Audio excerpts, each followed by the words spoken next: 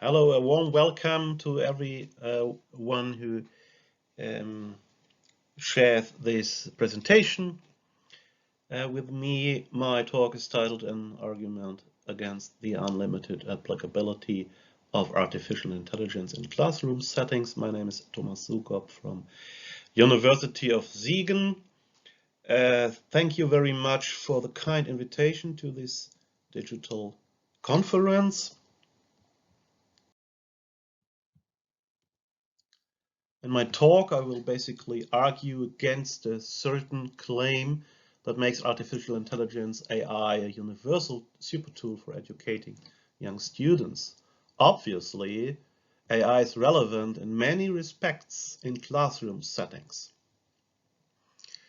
I do not support any technophobic view on the application of modern media to avoid some common objections right at the beginning. However, this does not imply that we should join in the chorus of unlimited technophilia.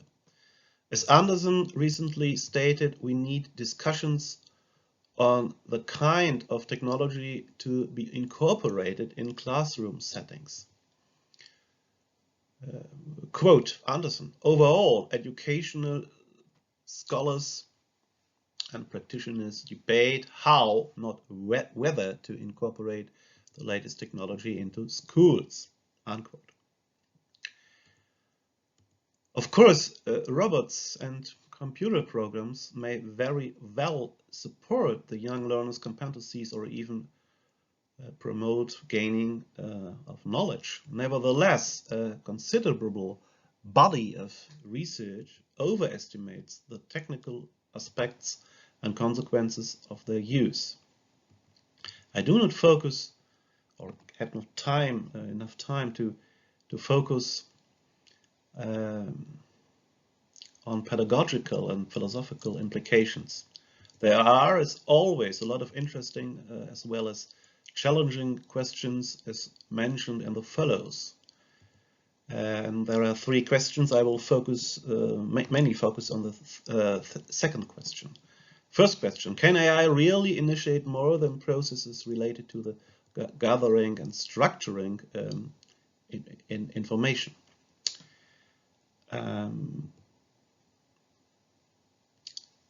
Second, is it an adequate tool and paradigm to initiate higher level education in the notion of upbringing and especially Bildung, as famous, more or less famous German term, in a fully developed philosophy of education? And third, does it serve as a single instrument, or is it even a new paradigm in case of upbringing of children?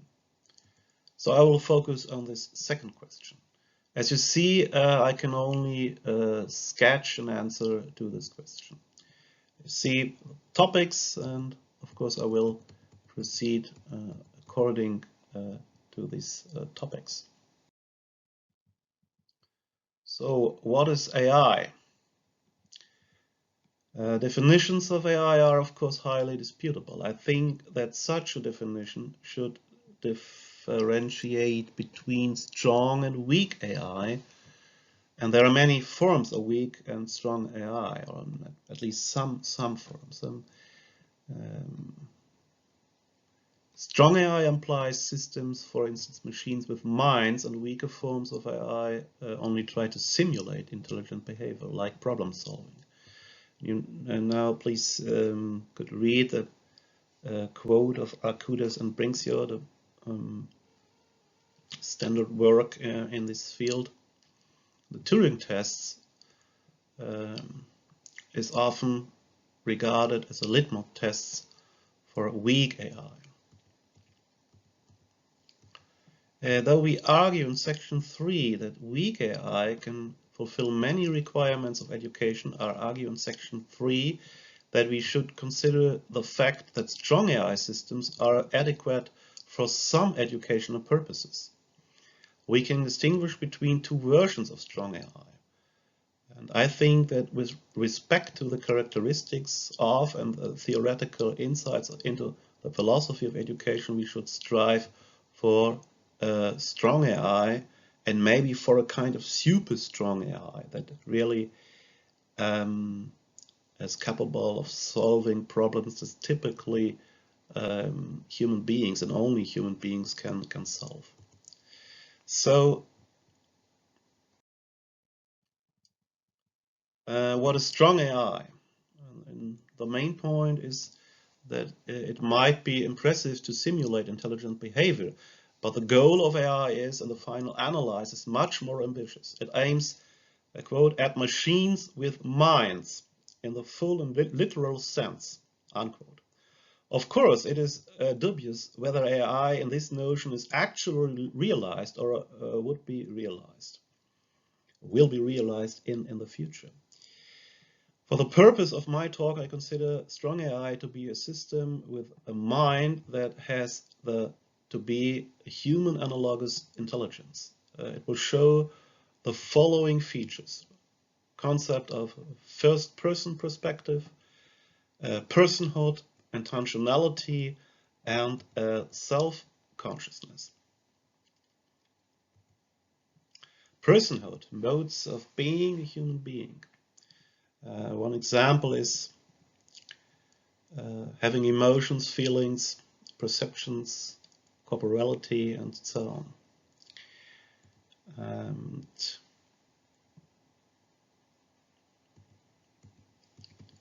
I do not claim that systems have intelligence, actually have intelligence in this very strong notion. I mean that AI systems have this kind of intelligence. We have strong evidence that these strong AI systems are not realized or even conceptualized by computer specialists, computational neuroinformatics, and other AI specialists. The strength of my argument rests on the assumption that only strong AI can cope with some of the elementary problems of education in an admittedly ambitious meaning. I do not claim that only human beings per se are endowed with certain characteristics that strong AI cannot ever have, for instance, for logical reasons. To avoid common counter-arguments, for instance, the argument of technophobia, or a general misconception about AI applicability in classroom settings, I will list a few merits of AI systems which are more or less helpful to initiate, to control, and to develop teaching and learning. Now, this is why AI is important or even indispensable in classroom settings in general. Improving of communication skills, helping to gather information, design curricula, helps to grade, and helps to promote communication. Here's a quite euphoric quote. Example of technophilia. I do not share this exactly this view, but that's not the point at the moment. So quote Dean Poth.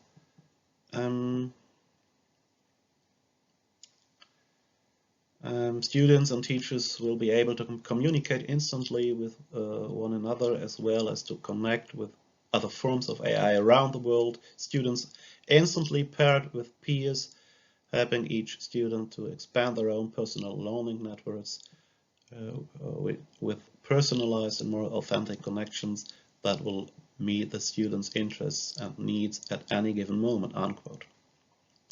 And please ignore this Jan 18.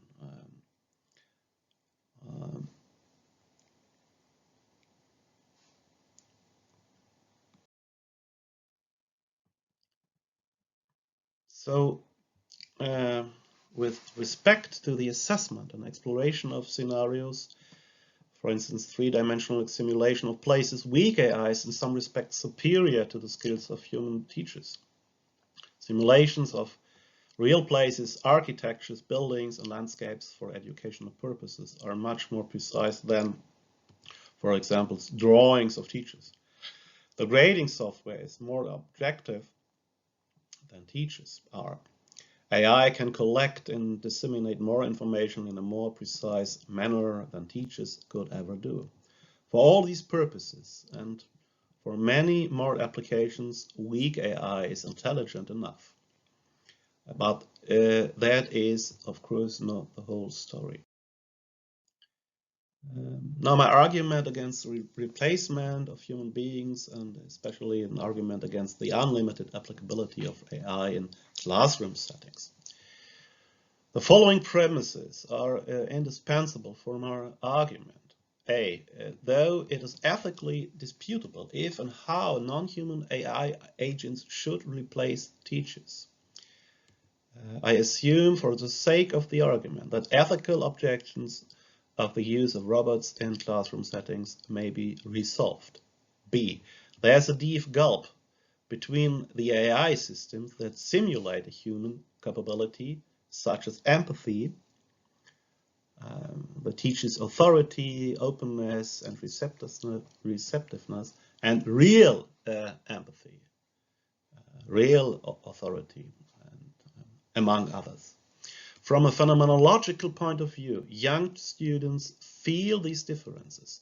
Against this does not exclude systems that simulate empathy from its being used in classrooms. I only argue that as human beings, we feel and perceive the evidence of someone who shows empathy and who we identify as one of our own kind.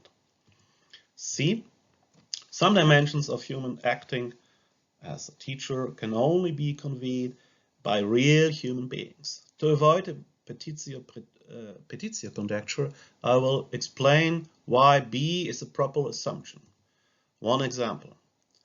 At least from a phenomenological point of view, there is a clear difference between a person educating pupils or students with his pedagogical errors and robots. And of course, there are authors that argue against this view. Just to foster my argument that robots are not actual persons, I refer to Biester. According to his view, a view that can be traced back at least to 18th century philosophy of education, teaching cannot be reduced to matters of control. The pupil sometimes has to be treated as a subject in his or her own right that obtains acceptance as a subject by the teacher. We need a kind of transcendental move for initiating this subject relation between the pupil and the teacher. The world and the subject are not simply there. The fulfillment of the possibility conditions for accepting each other as subject is, as far as I see, not in the realm of computers.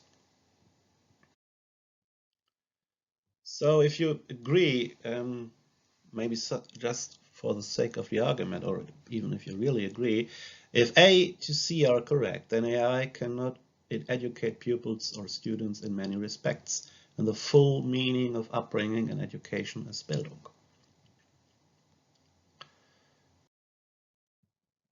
To strengthen my argument, I will focus on the basic aims and goals of education. Before I do this, I will just give you a hint that my argument can be derived from Renaissance philosophy, mainly from the theory of Erasmus of Rotterdam.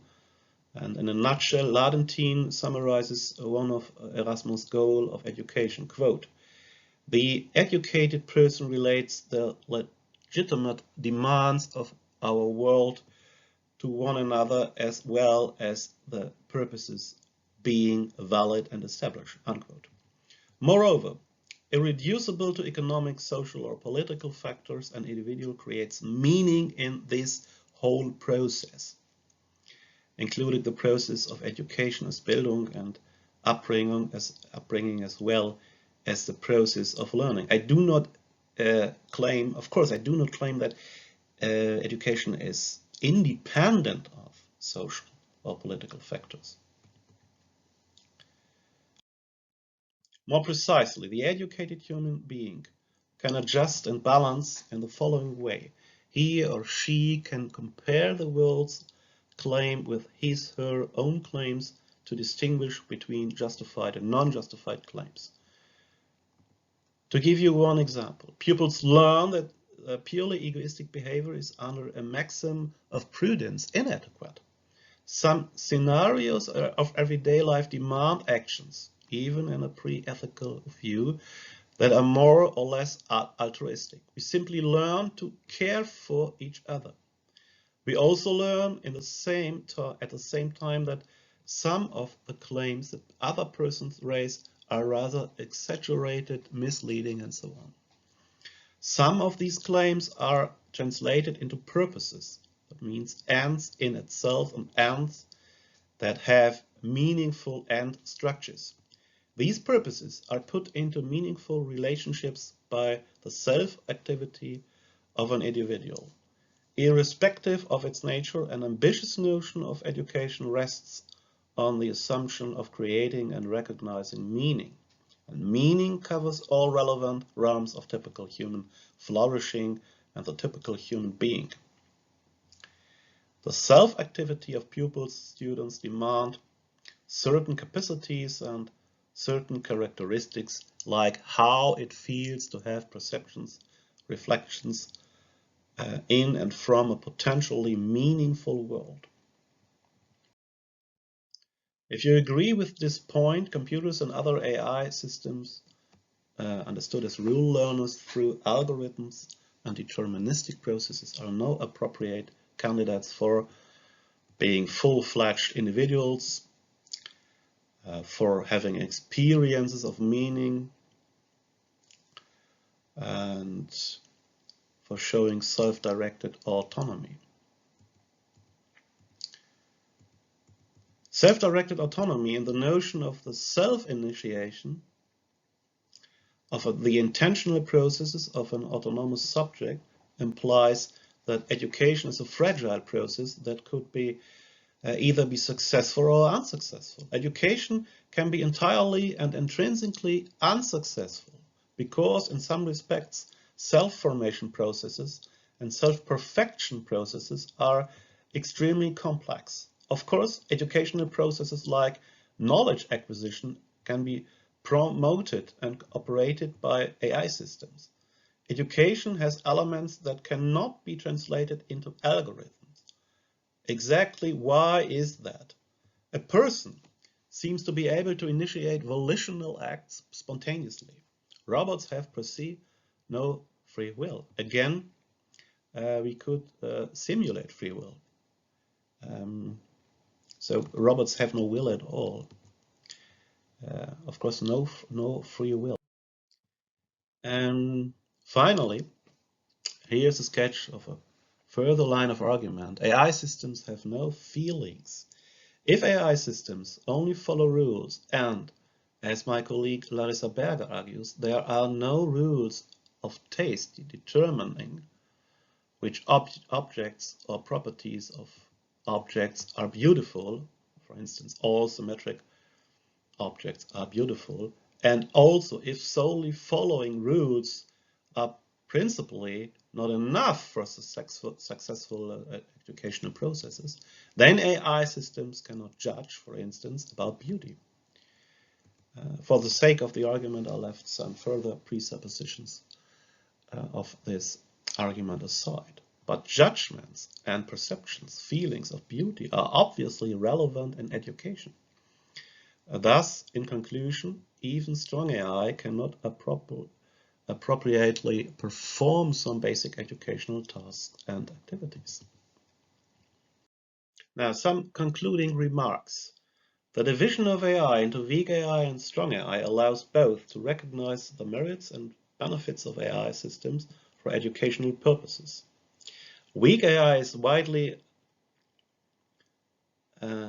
applicable for the technical aspects of education. Not only it's not limited to technical aspects, but mainly technical aspects are relevant in this conception, in my whole argumentation. Weak AI systems can achieve valuable goals in classroom settings. They have superior capacities compared to human capacities in some respects. Nevertheless, we should keep in mind that the use of AI has fundamental limitations if we assume a broad and ambitious notion of education. Thus, the existence of teachers, that means humans, is, as far as you follow my analysis, indispensable. Now some famous or not so famous last words. Thank you very much for your attention. Please feel free to send me remarks, questions, objections, and critique. It's very welcome. Can contact me via email. And if you like to read a little bit, my paper is published in the Journal for Artificial Intelligence Humanities. Now, have a nice day, stay safe and healthy, and goodbye.